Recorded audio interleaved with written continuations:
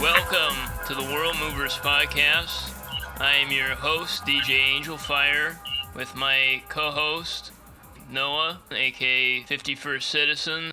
And today we have a world renowned abstract artist, Michael Hafftka. Would you please introduce yourself?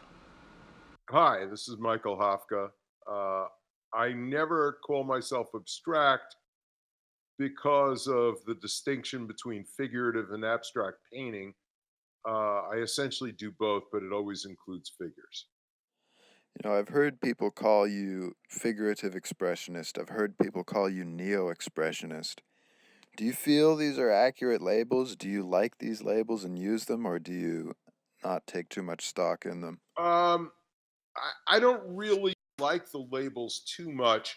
I think they mostly have to do with the art world needing to categorize artists and categorize them often according to the milieu they grow up in. So, because my work became public really in the early 80s, late 70s and the early 80s, the expressionist painters at that time were called neo expressionists, just meaning new expressionists. Not all of those painters were really expressionists anyway. So, it's kind of a meaningless category. Yeah, I feel like a lot of different things get lumped in there just because they're from the same place and time, even though a lot of them were very different. Well, at that time that I was coming up, Robert Longo, Eric Fischl, they wouldn't be considered expressionists at all. Neither would David Sally. So we were all lumped together. And later, of course, Jean Michel Basquiat, who is quite a bit of an expressionist, just like my work, and Keith Haring, who's not really an expressionist. So all this stuff was lumped together. I think it's fairly arbitrary and it's just commercial. I think I remember seeing on your Feeding Goats Instagram page a picture of you playing with Jandek. Was that right? Yeah, I played with Jandek actually. Yeah, I relate to Sterling, who's I guess the founder of the band Jandek, and Jandek's his project. I played with him in two concerts. I played guitar and bass, and actually, I think of Jandek in the visual art context too. Although he doesn't make visual art, I think of the insider outsider idea that very much suits his music, my paintings, my music. Yeah, so I relate to Jandek a lot. One thing I like a lot about it is the album artwork. He must have at least 100 of these, and it's always a picture of him or some slightly unsettling picture of some household objects. He's got a great feeling. He's got a great visual sense. He's really quite an artist. I wouldn't categorize him as a commercial artist or as a pop artist. He's an interesting composer. He's figured out a really great way to always stay real and fresh.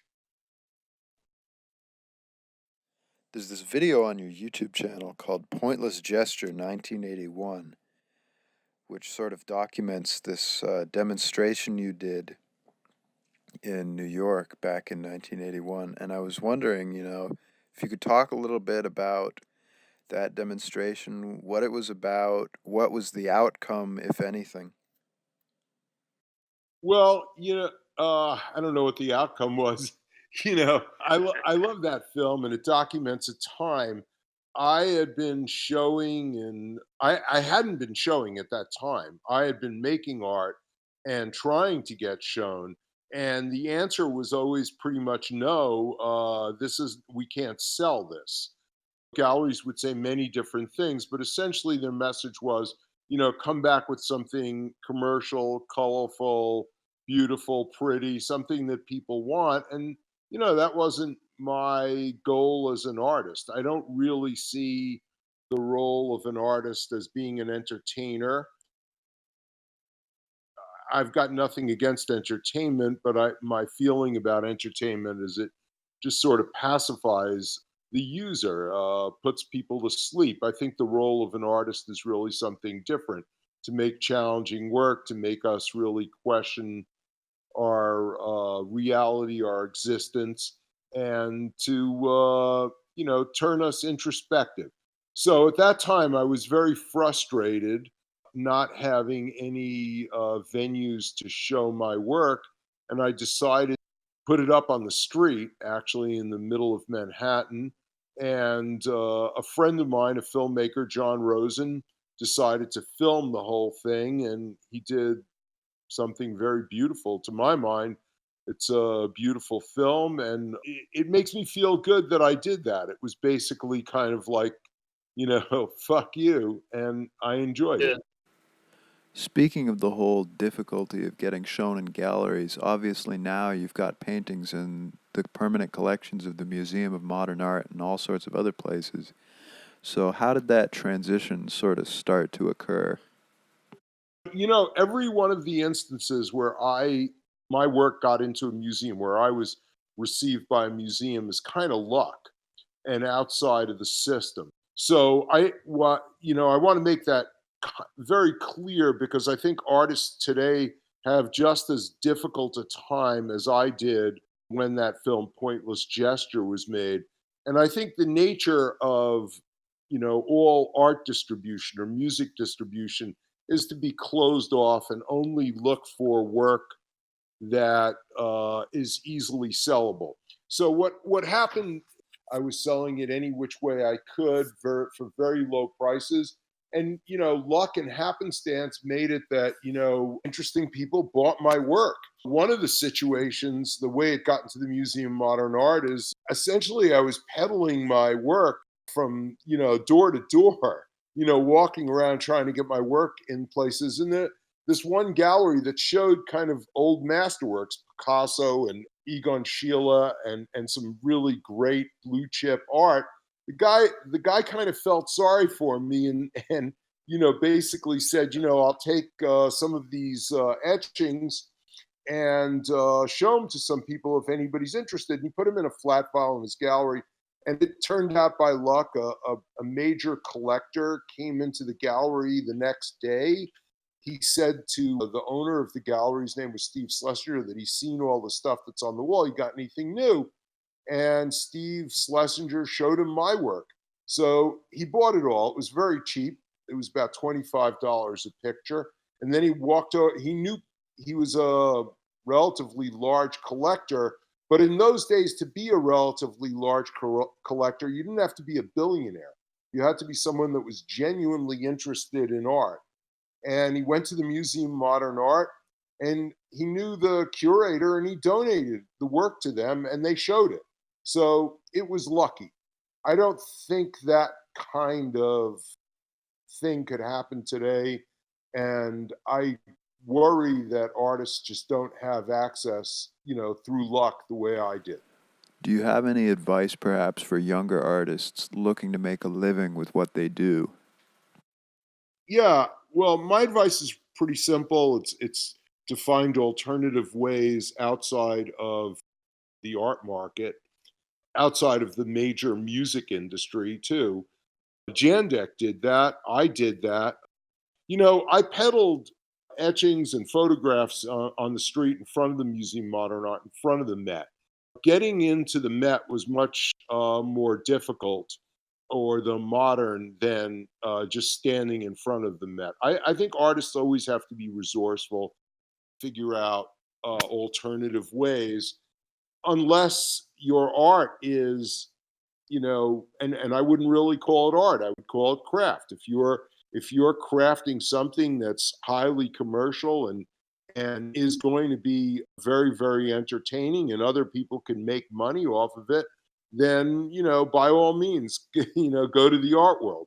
But if you're trying to do something that's new and psychologically vibrant, coming from the unconscious, kind of trying to materialize the unknown in yourself, which is a risky business because you're not always going to succeed, even to your own standards. But you have to find alternative ways. You can't really expect the art world which is just utterly commercial. The art world is not interested in art. It's not interested in innovative expression. It is just interested in selling product.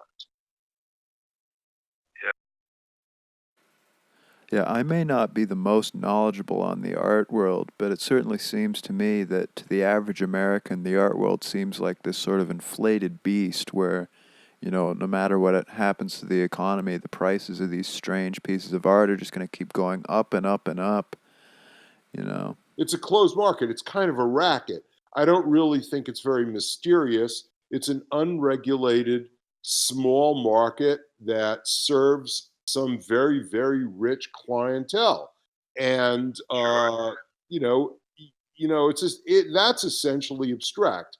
But that whole realm of art is not related to art. It is the art market. You might as well not call it art, just call it a market. It's an abstraction, it has nothing to do with art. And I think artists are, the genuine impulse to make art is universal, it's prehistoric. Artists shouldn't even be thinking of that stuff. It's crap. Are you familiar with the artist Banksy? Yeah, I'm familiar with him just because one of my children showed me a book of his work. It's, to my mind, it's just highly publicized, promoted junk. Yeah, I would agree with that. I'm not a fan of his either. But recently, at I guess some art museum in somewhere in London, I think, I want to say Christie's auction house, if that's correct. But he had a painting that went for sale, and I guess after the richest person in the room bought it, the painting was set to like shred itself up. So in a sense, Yeah, but that's just a promotional stunt. That's just nonsense. That didn't just happen. It wasn't a secret. It was coordinated, I'm sure, by the artist, the auction house, the collector. This is just crap that's on TV, and I don't really understand how it interests anybody. You know, it's a Ringling Brothers and Barnum and Bailey stunt. Just like just like the political world. I think artists genuinely want something more. This stuff will just, you'll starve to death. It's just crap. On every level, it's disingenuous. All of those artists or all of this part in the art world, even their political points of view are politically correct and disingenuous. None of this serves the human spirit at all. Even if you want to take the most generous view and say that it's a criticism of the art market and that sort of a thing, to the average person, it still doesn't really matter. Like who cares if the art market becomes self aware for a couple minutes and then just goes back to doing what it's done for years? Right. Well, it's not a genuine criticism of the art market either, because it just participates in the whole. It's just another way of making money. It's a publicity scheme. It's a scam. I don't understand why the public is infinitely stupid and constantly generating an audience for this kind of crap. It's just not interesting. it kind of reminds me too of like this larger racket of people that create these pages that basically appeal to people's arrogance and sort of like reinforce this idea that you're somehow in the know if you buy this or you subscribe to this page. Yeah, well, I think the public that buys it participates on, this level of they're in the know. The collectors that buy it, it's just an investment. So that's another reason the public shouldn't participate in it, Sure. because you're just making ugly rich people richer. It just serves no one really. And speaking as an artist, I've been doing this for, close to 50 years. You know, the only thing that I actually have expertise in is in making the art. My political point of view is pretty much meaningless and trivial. Just like it would just be like my medical point of view. I'm not a scientist, I'm not a doctor, so when these artists spend a lot of energy trying to convince you of one ideal politically or another, they're superficial. All this crap is superficial. It's wasting everybody's time. It's very indicative of our age. We live in a time where, an unqualified guy who's essentially a TV star has become president because the public Oh yeah. genuinely doesn't bother with any realness, you know. But art is the domain of realness. And anything that isn't really a deep exploration of the human soul is just garbage.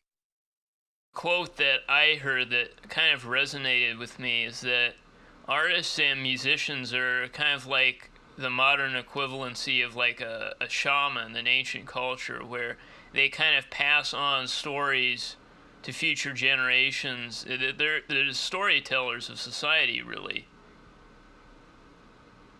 Absolutely. I think artists and musicians are the mystics of society. They genuinely create something that is mysterious, not necessarily fact based, that leads to different intellectual or, let's say, mental evolution in culture and in people. And it just goes forward. It's a really wonderful thing that doesn't need to be tainted by commercialism. I think commercialism is best left to objects that we need to use, like a frying pan.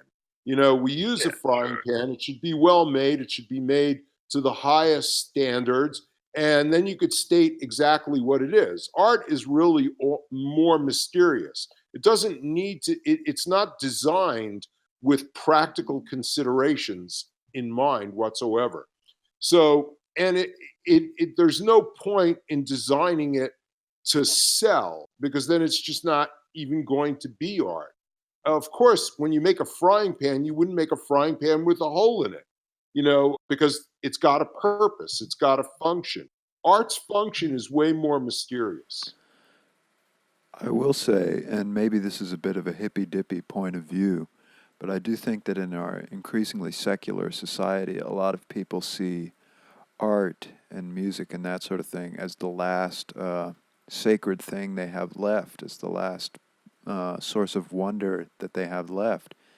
And so, people get more and more upset about these sorts of things because, it's like, you're going to take the last thing that we have left?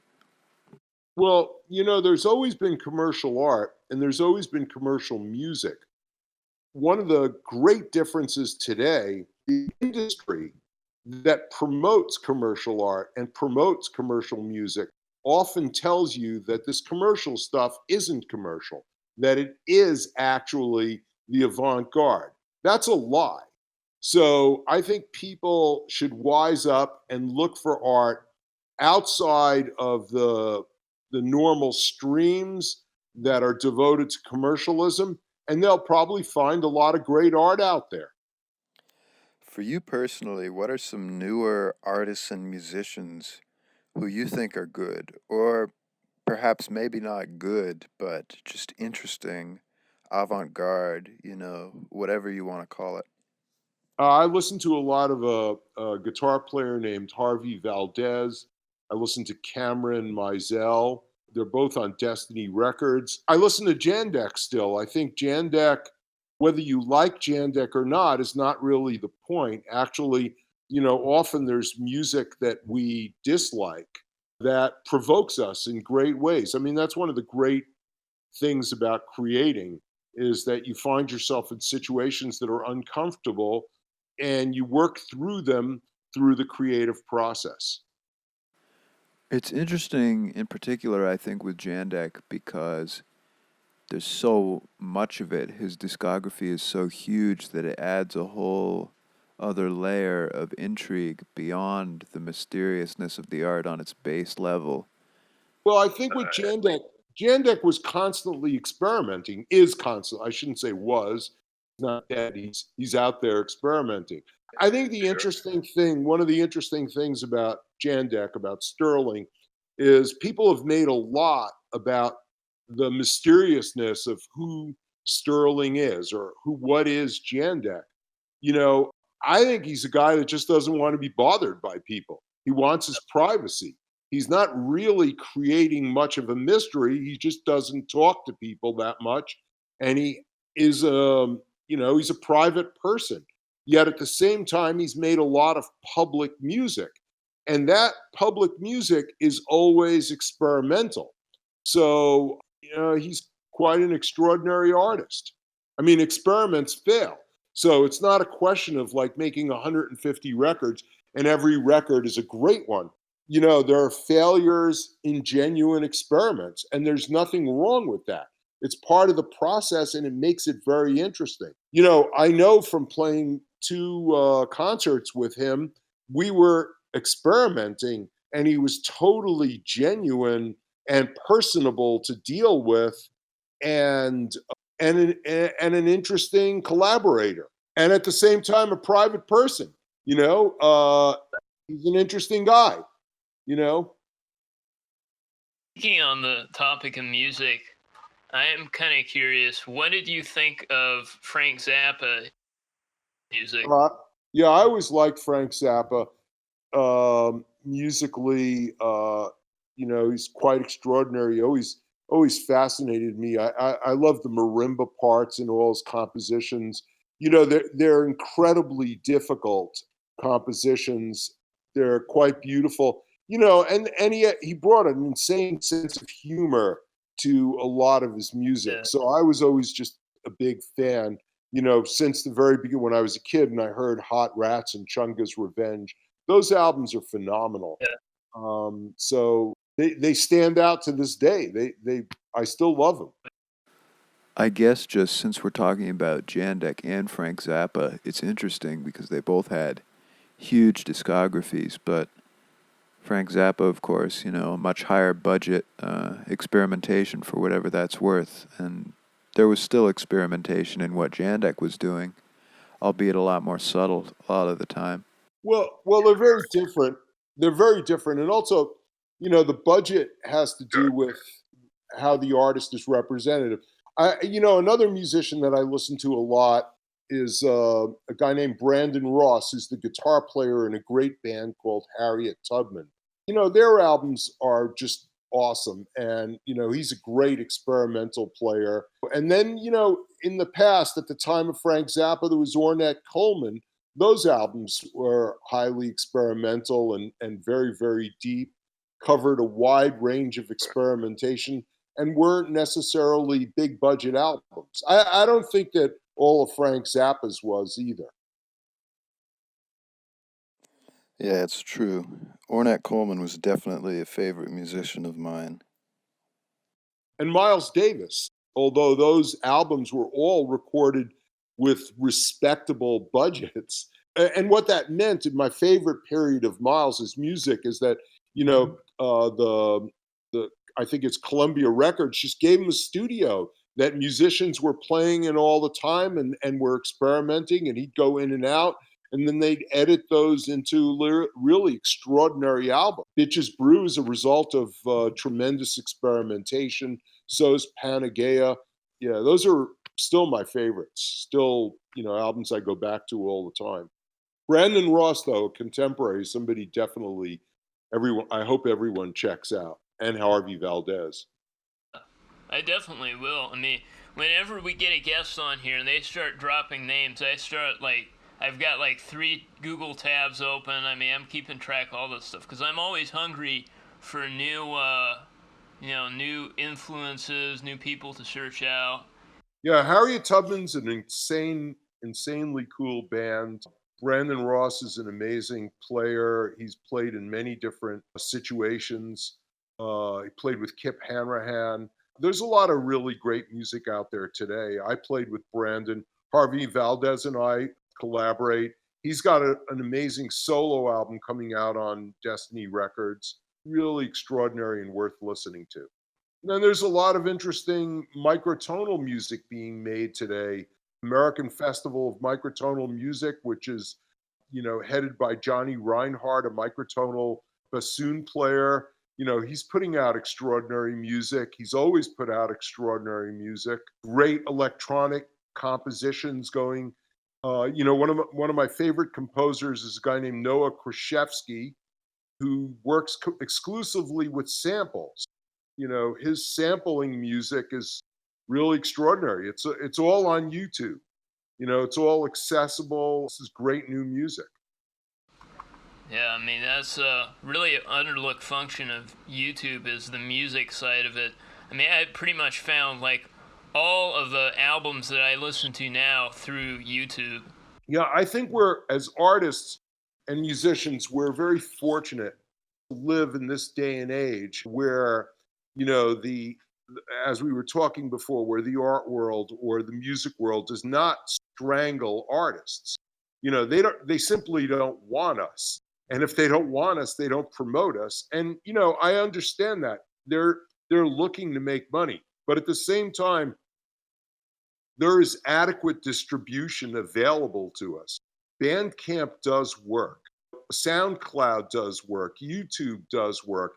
Instagram, actually, which is owned by the largest, most heinous advertising company in the world, actually still functions for artists. I mean, every artist Yeah. should be showing on Instagram.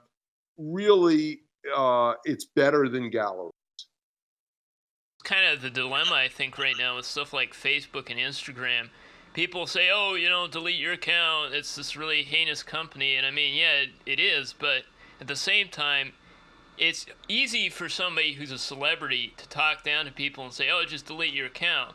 But those are people that have already made it. And for struggling artists, YouTube, Instagram, all that stuff is really great for promotion. Absolutely. There's really no point in this discussion of delete your account. We all use Facebook and Instagram, and now we're talking on a Discord server, and this podcast is going to be on YouTube. So all this stuff is very valuable to artists, and all young artists should be showing on Instagram. The reason for showing on Instagram is very simple. It's 24/7. People have access to your work 24/7 without any geographical boundary. Now, whether or not that's going to really bring, more people to your work depends on a lot of things. It also depends on luck.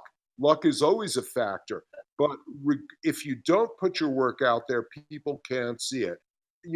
I show every day. I put every day of work, almost every day, on Instagram, and my following has grown completely organically throughout several years.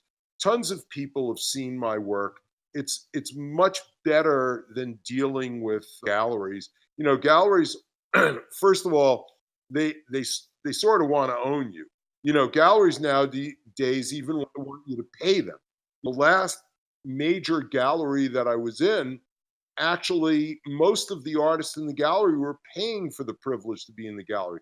It was absurd. I was shocked by that. I don't think artists should ever pay to be shown.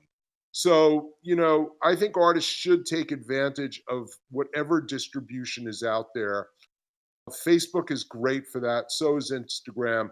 And, the reality is that we do share the channel with Facebook doing its own business of advertising everything else. But so what? It's like breathing the same communal air. I don't think there's any right or wrong method of finding art that's inspiring to you. One of my favorite musicians, an alto sax player named Jamil Mundak, about 30 years ago, and he's still active today. He's an extraordinary musician. About 30 years ago, I heard him on WKCR FM. It was Columbia University's broadcasting station. Alternative radio was extraordinary when I was a kid. It's a really, really great thing. That's morphed into the alternative that actually, Facebook and Instagram is providing and YouTube is providing for us. There's nothing wrong with it. It just allows us to broadcast more. Do you think that like the art world has definitely, gotten worse in the last few years or decades? And when do you think it really started to get this way? I think it started to take off in a bad direction in the 1960s. I think actually there was a real avant garde after World War II, mostly because the world was in a mess. Things were destroyed. There was artists working, and they were, of course, they were trying to sell their work. Everybody's trying to sell their art in order to survive, but it wasn't industrialized. The channels of promotion weren't developed. So when, after World War II in the United States, commodification is very, very well developed. And that started happening in the art world. And coincidentally, it happened at the same time that an artist was very focused on that. Andy Warhol was very focused on consumerism. He was very focused on pop consumerism, product that was universal. And I think Andy was very, very aware that for a product to be universal, it should say very little. It should be recognizable. It shouldn't say anything because then everyone can love it. It should be utterly pleasant. And I think on some level, Andy Warhol understood consumerism. The art world, and his dealer at the time was a guy named Leo Castelli, who was just a brilliant, really, really a brilliant businessman. The art world as a major industry, unregulated financial investment industry, took off. Actually, Leo Castelli mentored the biggest dealer of our time, a guy named Larry Gagosian, who was never interested in young artists. He was always interested in art as a commodity. Now, I don't really necessarily, I mean, the guy wanted to make a lot of money and he did. And I don't have anything against him. I just think people have to not make the mistake of thinking, well, this is art, this is avant garde. It's just an investment. They can go find their art somewhere else and it's going to be powerful and meaningful to them. Art has to have meaning, it has to be more than an investment. An investment is not actually meaning. It's good when it goes up, it's bad when it goes down, but it's a quantifiable amount of money. That's not a meaning. It's meaningful, but it's not a meaning. We don't. One doesn't really have to mistake consumerism for art. Even if the gallery is telling you it's art, you don't have to accept that. It's just not art. It's just more crap that's colorful, that's made to sort of pacify and entertain people. Everyone, you know, has to look for their own meaning. And not, everyone doesn't necessarily need to do this. Some people are not interested in art. Some people are just interested in entertainment or in just fitting in. That's not art and that's not creativity. But for those people that really genuinely want to create something creative and work with art that has something to do with their existential reality, figuring out who they are and what the world's all about. Genuine art's always going to go on. It doesn't necessarily mean it's going to make a dime, but you have to accept that from the get-go as an artist. I think, using Jandek as an example, I don't know what Sterling did to actually support himself. There's a lot of rumors. Some rumors say he was a stockbroker, but it certainly didn't taint his music. I don't think Sterling thought for 1 minute that he ever is going to have a hit record. And he didn't care about that. He cared about experimentation. That's just being a genuine artist. I always love to see that. Somebody who's got probably a pretty low view count, but they're just out there, they're doing their own thing. It's truly cathartic because they're just expressing how their psyche is. They're verbalizing it or drawing it.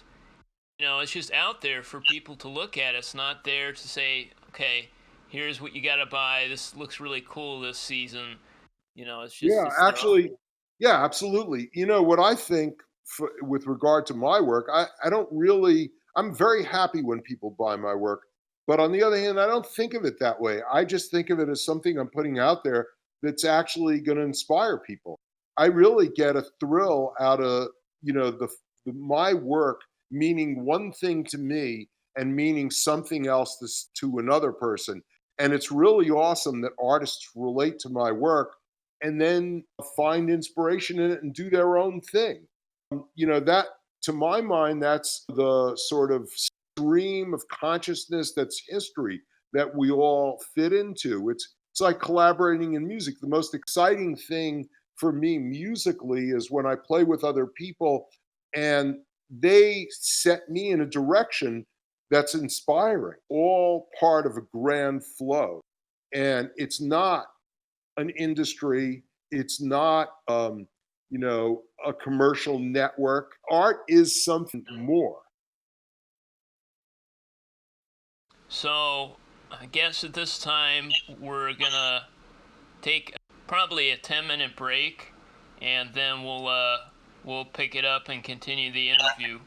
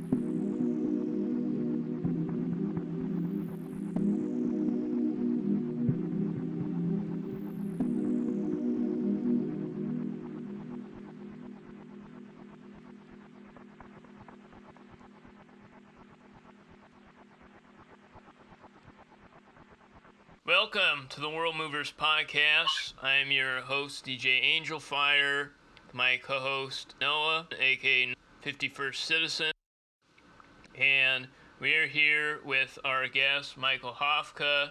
He last sort of had talked about kind of the consumerism that's so rampant in the art world today. How do you feel about kind of artwork, not necessarily popular artwork, but just artwork that tries to make a kind of commentary on consumerism? Because I feel a lot of your art is very personal and kind of based around human nature. Well, I'm not really drawn to that. I am drawn to, I think, psychological and personal statements in art. I don't think that I'm really drawn to art as a vehicle for commenting on our political situation or our economic situation. And the reason for that is that I think I'm very practical. I look towards people that are really involved in changing our world politically or economically to create avenues of change for people. I don't think that's what art does best. I'm not against commercial art either. There's pop music I really love, like Walter Schreifel's music, hardcore music, Gorilla Biscuit, stuff from him. Alec Baker, who's a young guy, he's actually named Victor Jansker, his real name. He's a jazz musician. He does under the name of Alec Baker. He does pop music. It's really, really beautiful. Dev Hynes, who does Blood Orange. Uh, and I think that's very personal commercial pop music that also manages to touch us deeply emotionally. So it's not that I'm against commercial music. I just think that some of it's my what I love, but I don't think that when it's critical, it necessarily works at all. It doesn't serve anyone. Doesn't seem to be really effective. I mean, how much commentary have we had made against greed and consumerism, which somehow just leads to actually more greed and even more consumerism? Yeah, I think it's actually pretentious and it's often a lie. Bands that Yeah. stand up and say that they're against consumerism, they're just trying to sell more records. I mean, give me a break. I purposely didn't include talking about artists because artists, it's a completely the painting world is completely utterly commercial. Artists are trying to sell their wares to billionaires. They're trying to sell their wares for hundreds of thousands of dollars to hang on rich people's walls. There's no point of them criticizing the system. This is just simple rubbish, you know? Yeah, I never believe anything that I see promoted.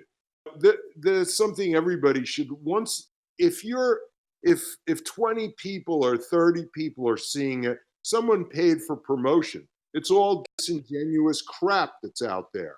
I mean, now it's very popular to talk about fake news, but really it's all fake art.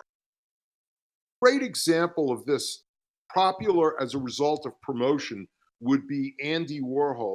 And throughout my lifetime, Andy Warhol was sold to the public as some sort of visionary of art. If you think in terms of popular art, I would take the artist Norman Rockwell. Norman Rockwell was actually genuinely popular. Everybody understood Norman Rockwell. No one needed to pay to promote Norman Rockwell. Norman Rockwell appeared in the Saturday Evening Post because people understood him. The public had to be told why Andy Warhol was hip. And it's kind of a fake hipness. The Campbell soup can is this instantly recognizable object of consumerism, yet at the same time, people are told he's criticizing consumerism. Well, that just isn't really true. He's just using it. There's no criticism in any of his work. A common argument that I hear people make is that Andy Warhol's work was not necessarily a celebration or a criticism of consumer culture. It just was sort of a reflection of that. But at that point, it's like, what's the substance of the work? And I can appreciate other parts of Andy Warhol's person. He was a very social person, a very talented at bringing groups of people together. Honestly, what I don't want to like bash Andy Warhol all day. The thing is No, this that's is okay. what I require in a work is that a light bulb go off in my head, that I look at it and go, oh wow, holy shit, that it reveals something to me, that it inspires me. That just does not happen with Andy Warhol, and it still happens with Rembrandt. Now, I don't think that there's parity. I don't think Rembrandt and Andy Warhol are the same. The media can promote this stuff as much as it wants, but it's just not having that effect on someone who just walks up to a Rembrandt or a Goya painting and is totally utterly blown away because this thing through the centuries talks to them personally and about what they're concerned with right now. I just don't think the Marilyn Monroe or the Campbell soup can or any of that stuff is really actually relevant to anyone. It is relevant to investors, however.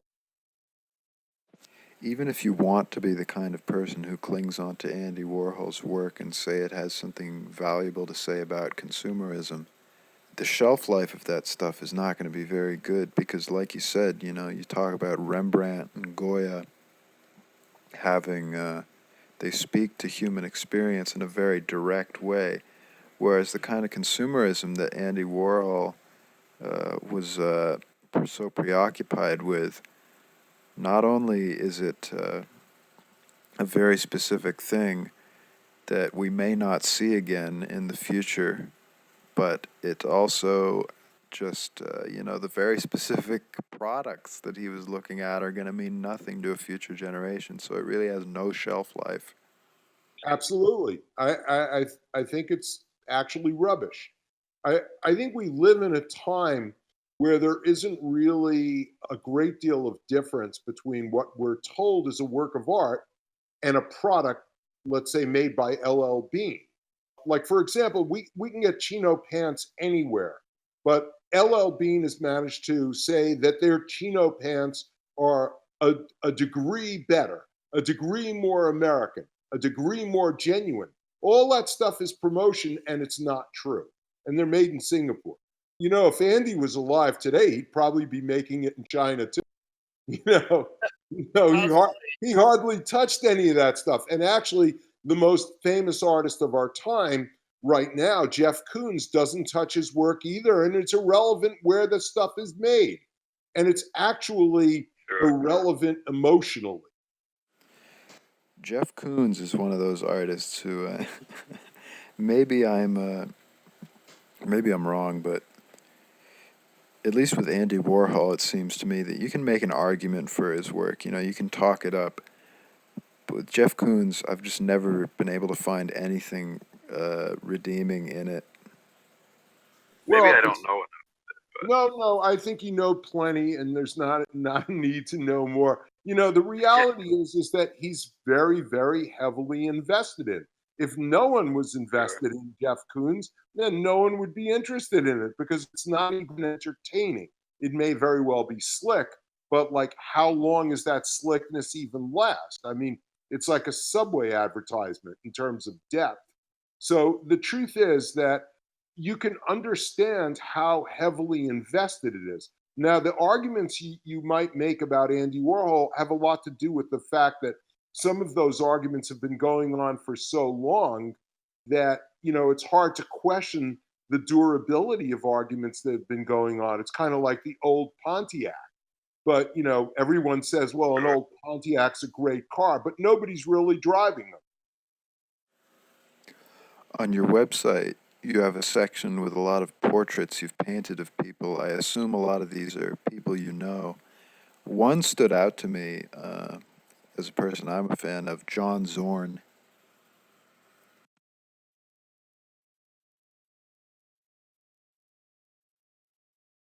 Oh, yeah, John Zorn. Yeah, he's a friend of mine. He's a great composer. And yeah, it was painted from life.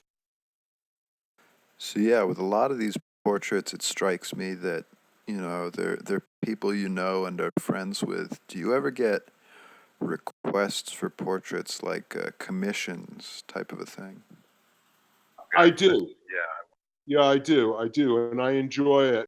Part of the process, though, is that I get to know the person really well. I don't just like get a commission, then have someone come over and sit that day. So I do get to know them. Recently, a few months ago, somebody commissioned me to paint them, and I don't know when I'll do it, but I'll do it when I really feel I can fulfill it and paint something meaningful. I love painting portraits, but it is mostly my friends. There's a talk on your YouTube channel called The Impulsive Art, and you talk towards the end of that a little bit about how you originally wanted to be a poet, but you decided against it because you felt like you were just sort of copying your favorite poets rather than creating anything new. So I guess with that in mind, who are your favorite poets, either of the past or the present? A good friend who sadly passed away and for a couple of years was the poet laureate of the United States. Phil Levine, who was from Detroit and wrote like what I thought were really extraordinarily moving poems, basically about the working class life in the United States, and you know, deeply emotional poems. So I really, love Phil's poetry very, very much. Wallace Stevens is another favorite poet of mine that I love. I like Celan, although I read them in translation. Celan was a survivor of the Holocaust, just like my parents, and so his poems have a great deal of meaning to me. And of course, Walt Whitman, is one of the great poets of American history. That I love. I mean, I still feel that Walt Whitman um, projected himself into our present, and one can identify with him. I do anyway. I like Dylan Thomas. There's a lot of poets I like.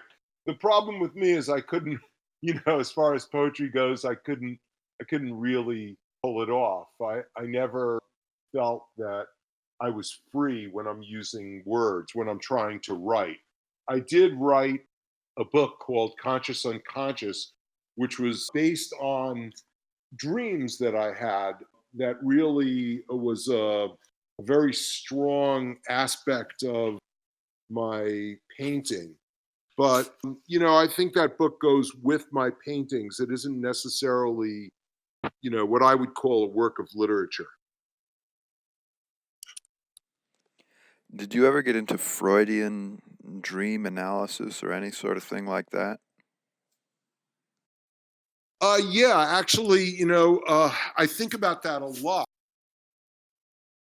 I never went to a Freudian therapist, but what I really do think, and that's really profound about Sigmund Freud, is that basically Freud's theories can be summed up that man is not actually always rational.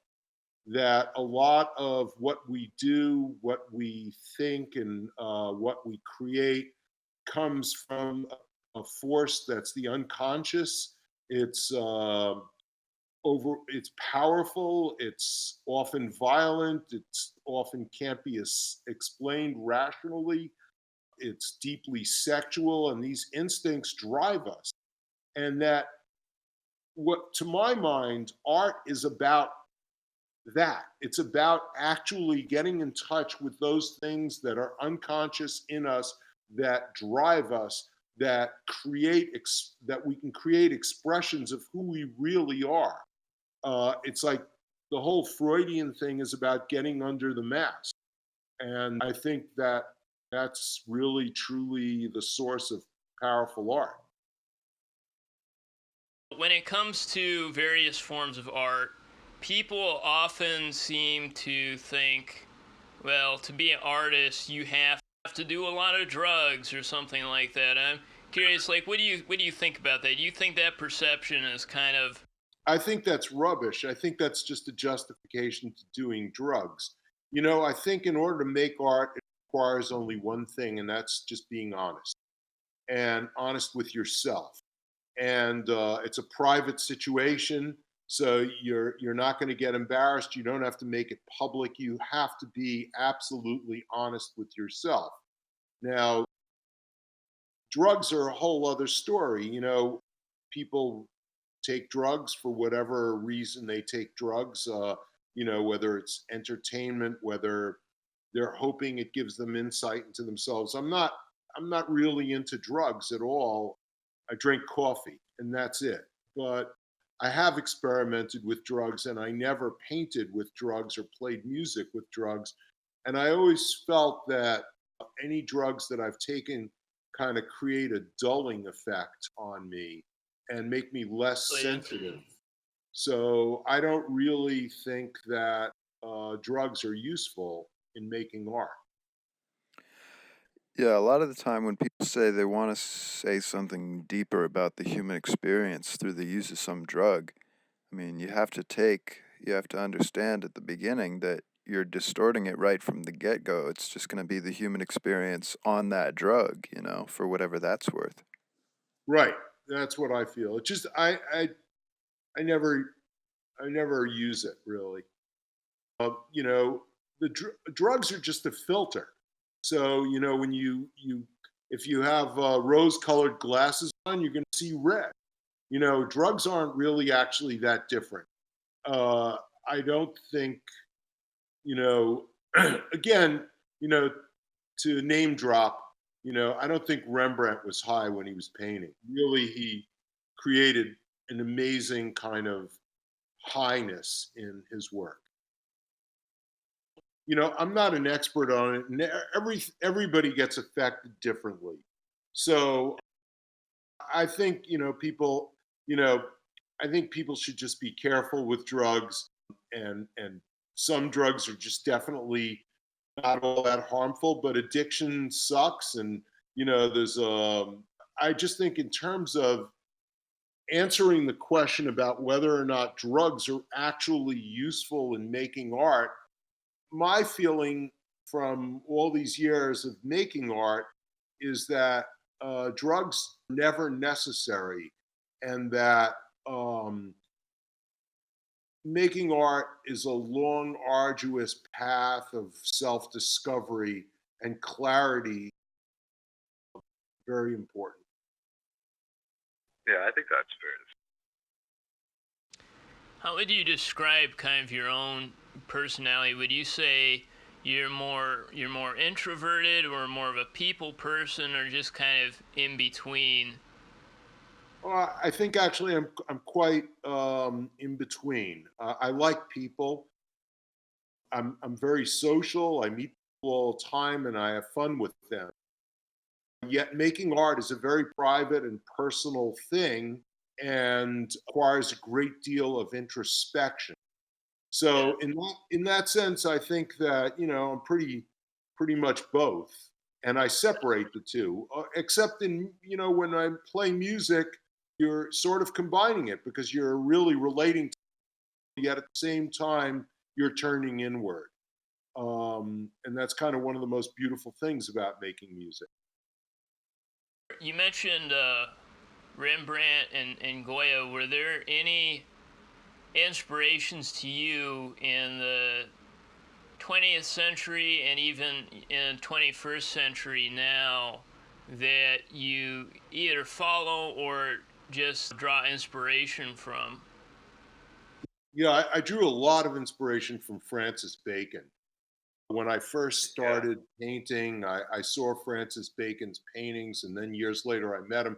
I thought he was absolutely, extraordinary, and still do to this day. He's a very inspiring artist, and he's a really, really great painter. So I always loved Francis Bacon's work.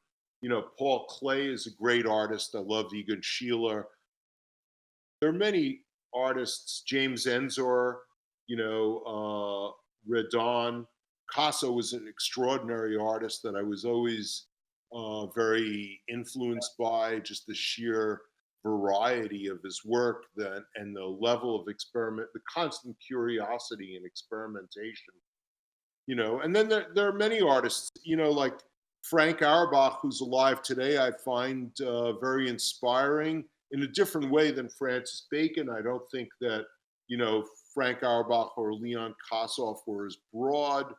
Lucian Freud's realism is great. His earlier surrealism, his early paintings, I liked very, very much too.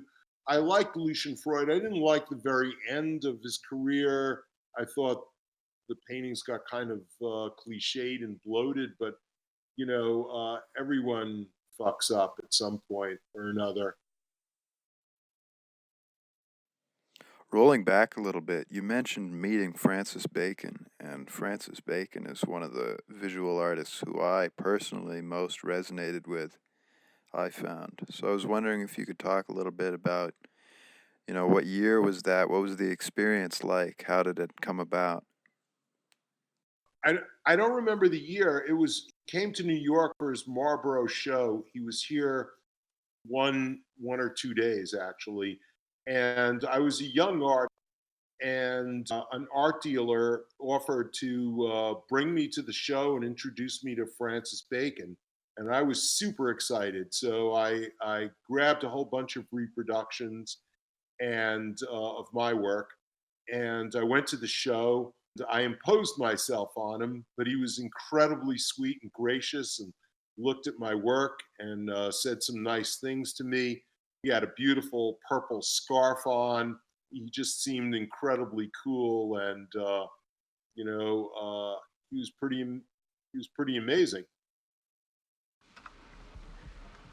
In kind of talking about shows and how artists kind of utilize that, in the last decades, as more art production is increasingly through digital mediums like the computer, it obviously, I suppose, for people that have been so used to what I would say is very tactile medium, whether it's paint or sculpting, I wonder now with the computer and particularly virtual reality, I'm curious kind of what your thoughts are on how perhaps that could kind of change the way we look at digital art as being more of a tactile experience as opposed to just something you can look at and download. That's a great question. It's an interesting thing. I think as an artist, I was born into a certain time that made me marry certain media, like for example, oil paint. But every artist born in the future they're going to marry the media of their time. And one of the things that's most important to anyone as an artist is survival, and creation. And so I had and still have a tremendous desire to make my work and create. And I think in the future, what digital media is going to bring to us is the ability not to worry about the actual tools of creation. For example, I have to buy disposable oil paint. It's very expensive, and squeeze it out, and then it's gone. Digital media is self-generating.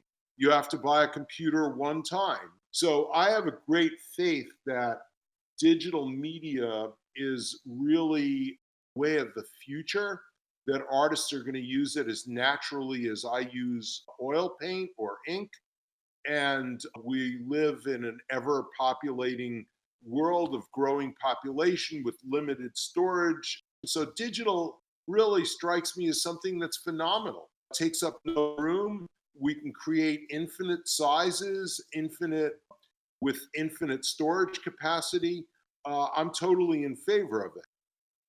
I'm not as comfortable creating digital painting. I've played with it a little bit. It's just not something I was born into, but I'm sure future artists are going to embrace it with the same love that I embraced oil paint. I remember in an interview you mentioned Jean Dubuffet. I don't know if I'm pronouncing his name correctly. Oh yeah, he's great. I shouldn't have forgotten to mention him. Yeah, love John Dubuffet. He's a great painter.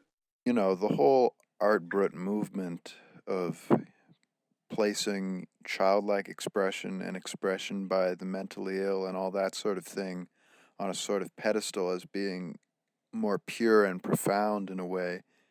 Do you feel that's accurate? Do you feel that, artwork by children and that sort of a thing has a sort of a purity or a profoundness to it? Well, yeah, I love art brut, untrained art. The thing, though, that to be aware of is that a professional artist can be just as pure. They choose not to very often.